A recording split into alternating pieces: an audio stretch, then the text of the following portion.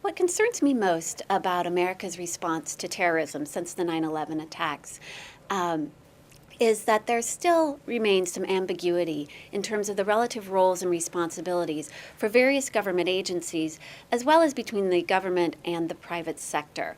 While there's been a lot of progress that has been made, we still see that there are challenges that remain, primarily through events such as Hurricane Katrina or the BP oil spill, where there was some confusion regarding relative roles and responsibilities. So going forward, we're going to need to be clearly articulating the roles for government, the role for the private sector, and how they can be coordinated.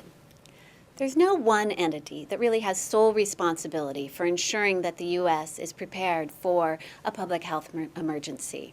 It's really a shared responsibility across government, public sector, private sector, individuals, communities. Everyone really has a role and a stake in public health preparedness.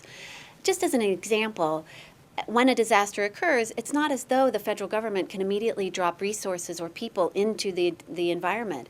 It's going to be your neighbors, your friends, your coworkers who are going to be the first responders. And so everyone really needs to take responsibility for preparing themselves and being able to help others and improve their community's response in a disaster. Well, as Congress considers reauthorizing the Pandemic and All Hazards Preparedness Act, I'd really like to see them focus on two key things. The first is in clearly delineating the roles and responsibilities, both within and across government, but also between the government and the private sector, both nonprofits and for-profit institutions. We all know that an effective response requires the coordinated efforts of all of these entities. And right now, the structures really are not in place to clearly delineate and communicate the relative roles and responsibilities of all of these different organizations. In addition, I would hope that the Congress would focus on recovery. And that's because up to date, we've really focused on preparedness and response, sort of the acute phase of a disaster, what happens in the immediate aftermath. And very little attention has been paid to recovery and sort of the longer term effects of the disaster.